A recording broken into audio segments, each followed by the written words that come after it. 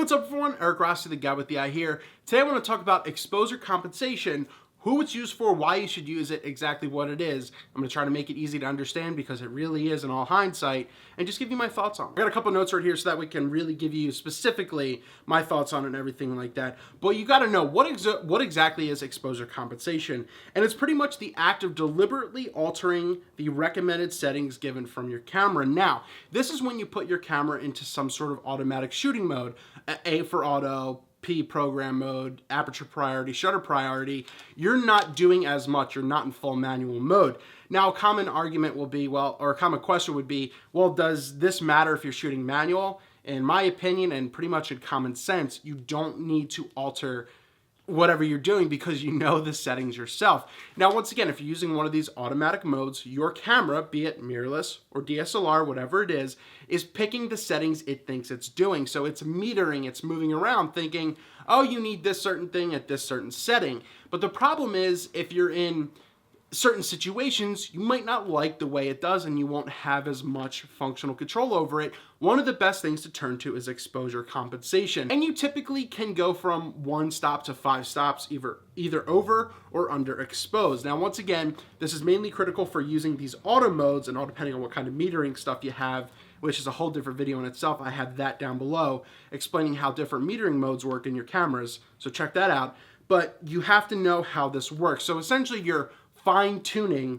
auto mode without really knowing how to shoot manual, or if you know how to shoot manual mode, this is just a easier way to make quick adjustments on the fly. But even if you're a working professional and you like to use these modes, like I know some professionals and street photographers use program mode, they can go so that way. So a more extreme example or examples would be something like a lighter or a white subject on a high-key white light background, and the camera will have a confusing time on knowing exactly what to do, and it might very, very much overexpose and make your photo brighter. And also, how about like a darker subject, like a black hat on a black background, or there's 2 different contrasting points where there's a black hat, but it's very bright out.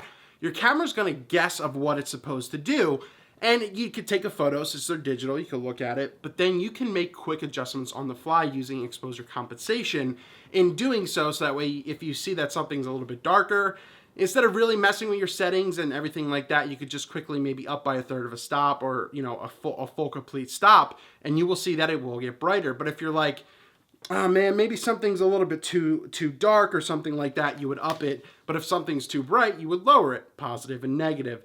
That's the best way I can explain something like that. But once again, this all depends on the metering mode you're using and everything like that, and matrix, spot, multi-weighted and everything like that. But here's a live example. So right here I have the Pentax GR2, and essentially I just want to show you that this is in program mode right now, and I just want to take a photo using something like this real quick, and you're just going to see the light on what it is. Now, I really want something different, but here's essentially what it is. You're seeing the light.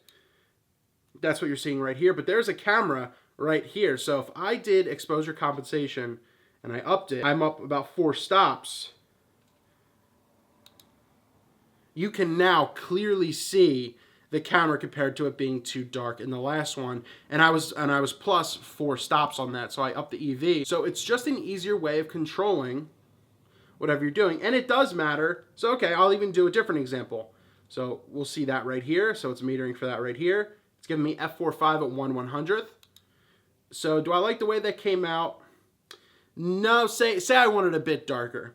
So we'll go right here. I'll lower the exposure compensation, and I'll do it about a stop. So you're going to see in these two different photos right here, one is definitely brighter than the other. It's just something quick, something easy to learn, and it's just something easy to do. That's exposure compensation. Essentially, it's your camera on the automatic settings guessing and telling you what it should be, but you having a little bit more fine-tuning control over exactly what you want. It could be a little bit more complicated, but I think this is the easiest way of describing what it is. So if you guys and girls have any more questions about exposure compensation, please let me know down in the comments below. I'll do my best to answer them as always. Once again, if you're a manual shooter, I don't think this is a big deal for you, but it's a very, very good tool, especially if you like shooting in like a program mode or different kind of automatic setting. Thank you so much for watching. Eric Rossi, the guy with the eye. EC, exposure compensation, and EV, exposure value, when you're going up by the stops, is a big thing to learn.